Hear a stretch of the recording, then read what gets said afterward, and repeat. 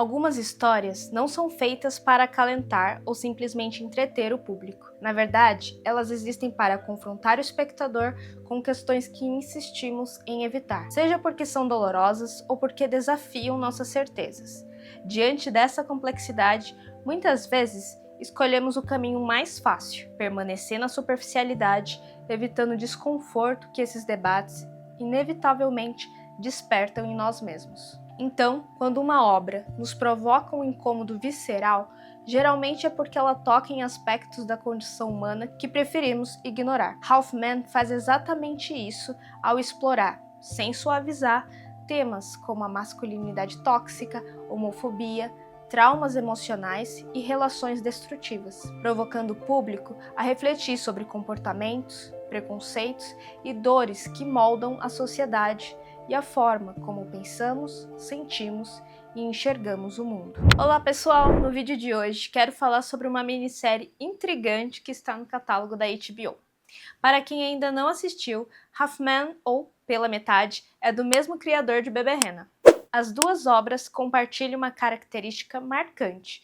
Ambas mergulham em conflitos humanos profundos e retratam, de forma brutal e sensível, dores, traumas e relações que refletem aspectos da nossa realidade. A diferença é que enquanto Beberrena parte de uma experiência autobiográfica, Half-Men não é baseada em fatos reais. Aqui, o autor constrói uma obra de ficção inspirada em sua compreensão da natureza humana. Em vez de recontar acontecimentos vividos, ele transforma observações, conflitos emocionais e lutas internas em uma narrativa que soa dolorosamente verdadeira. Mas, sem mais delongas, vamos começar pelo primeiro ponto, quando a ficção reflete o lado sombrio da natureza humana. Existem opiniões e críticas muito diferentes sobre Half-Men, tanto em relação à obra quanto aos seus personagens. Neste vídeo, quero concentrar a análise neles. Esses personagens são profundamente complexos e, ao mesmo tempo, capazes de despertar repulsa no público. E isso acontece porque eles rompem com a ideia que costumamos ter sobre os relacionamentos. Seja entre casais, amigos, familiares ou como na série Entre Dois Irmãos, quase sempre esperamos que os conflitos sejam enfrentados por meio do diálogo, do respeito e da disposição para compreender o outro. Bem, é dessa troca que imaginamos e até idealizamos que surjam o amadurecimento e a reconciliação entre duas pessoas. No entanto, a série aqui segue outro caminho. Em vez de oferecer respostas ou soluções, a série nos coloca diante de pessoas incapazes de lidar com as próprias dores, transformando seus conflitos internos em violência, silêncio, manipulação e destruição. Começamos por Neil. A minissérie começa no dia do casamento de Neil. Um casamento que, para mim, já começa meio absurdo, mas calma porque vocês vão entender o porquê. No meio desta cerimônia, quem aparece de surpresa é o seu meio-irmão, Ruben. Assim que os dois se encontram, fica claro que existe uma tensão entre os dois. Só que logo depois desse momento, a narrativa volta no tempo e nos leva para a adolescência dos dois, lá na década de 80, para mostrar como essa história começou. Mesmo com esse constante vai e volta entre passado e presente, a construção de Neil é feita de forma gradual. Primeiro, conhecemos um adolescente tímido, inseguro e alvo de bullying na escola. Quando Ruben passa a protegê-lo, Neil encontra nele alguém que lhe oferece segurança pela primeira vez. Essa dependência emocional acaba se tornando um dos pilares da relação entre os dois. Conforme a história avança, vemos Neil já na faculdade, apaixonado por Albie. E é nesse momento que ele começa a travar uma batalha interna cada vez mais intensa. O medo de assumir sua sexualidade, principalmente por causa do irmão, faz com que ele reprima seus sentimentos e viva constantemente tentando agradar as expectativas dos outros. Aos poucos, fica evidente que ele também é vítima dos abusos psicológicos de Ruben, que exerce um controle sufocante sobre sua vida, especialmente depois de machucar Albie. E um dos momentos mais importantes da trajetória de Neil acontece quando ele decide contar a verdade sobre o irmão no tribunal.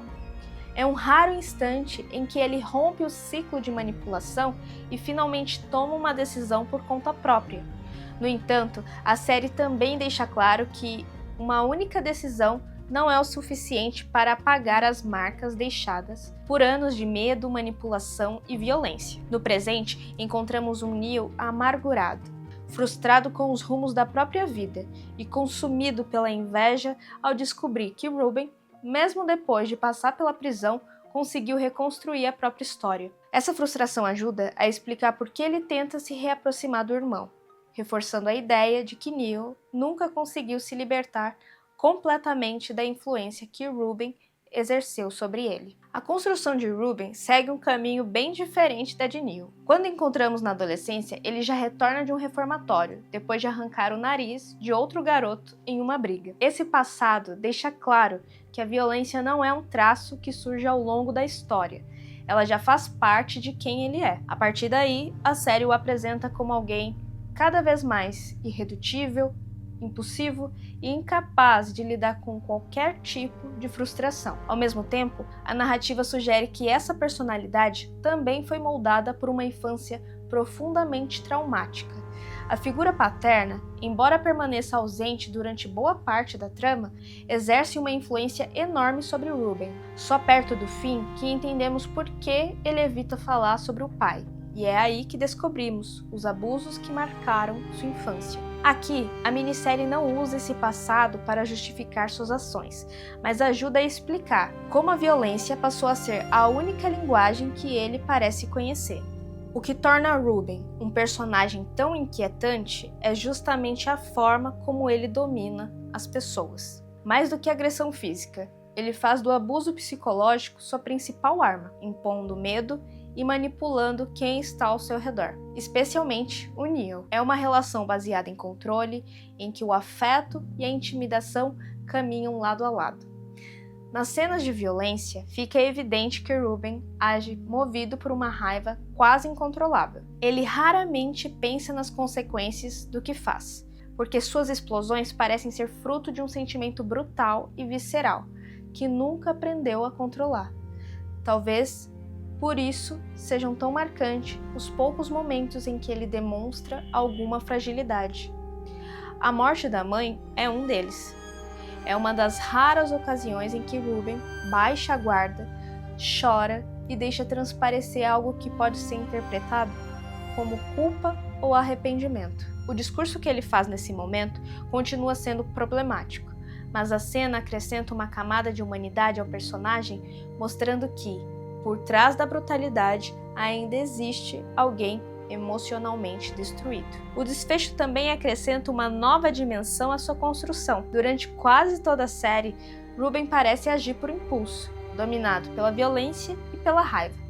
Porém, quando ele arquiteta o plano final contra seu irmão, revela uma frieza e uma capacidade que até então estavam escondidas. É nesse momento que percebemos que sua maior arma nunca foi apenas a força física, mas também a manipulação. E nem mesmo Neil, que está longe de ser um personagem inocente, imaginava que o irmão fosse capaz de levar esse controle até as últimas consequências. Agora falando sobre as mães. As mães de Neil e Ruben também cumprem um papel importante na construção dos protagonistas, embora a minissérie não lhes dê o espaço que poderiam ter. Lori e Maura vivem uma relação homoafetiva há anos. Ainda assim, enfrentam o preconceito dos próprios filhos, o que evidencia como a homofobia está profundamente enraizada naquele contexto. Lori, mãe de Neil, é uma personagem marcada pela contradição. Durante boa parte da adolescência e do início da vida adulta do filho,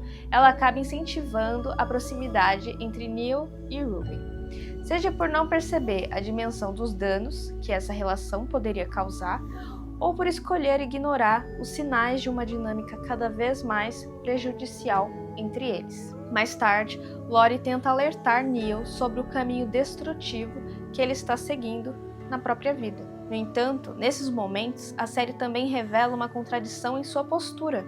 Enquanto aconselha o filho, ela reproduz certos preconceitos em relação à sua sexualidade, tornando sua relação com Neil ainda mais complexa e ambígua. Já a mãe de Ruben acaba sendo uma personagem pouco explorada na trama.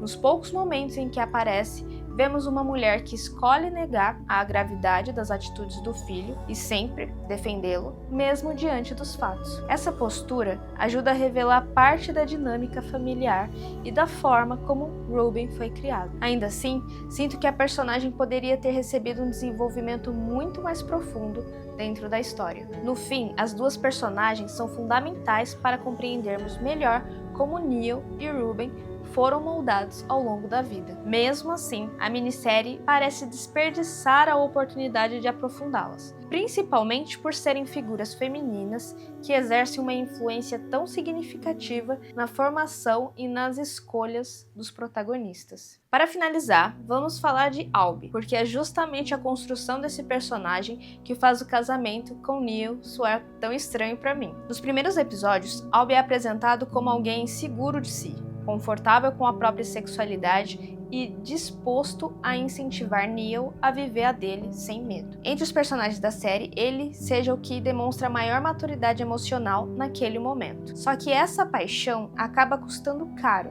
Albie se torna a principal vítima da violência de Ruben, carregando para o resto da vida as marcas físicas e psicológicas daquele ataque. É um acontecimento que muda completamente a sua trajetória. Anos depois, reencontramos um Albie que reconstruiu a própria vida. Ele estudou, seguiu uma nova profissão e se tornou enfermeiro.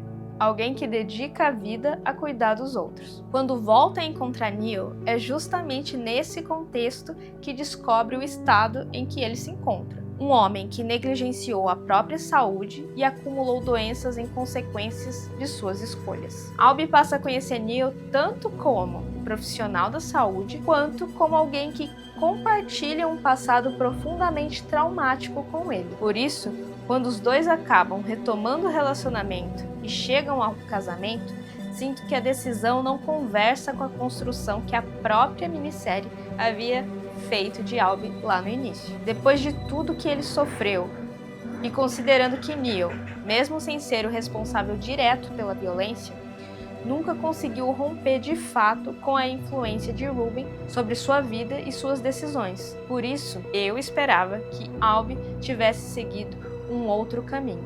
Para mim, o desfecho contradiz a trajetória de um personagem que, até então, parecia ter aprendido a reconhecer relações destrutivas e a se preservar diante delas. Curiosidades e observações sobre a série.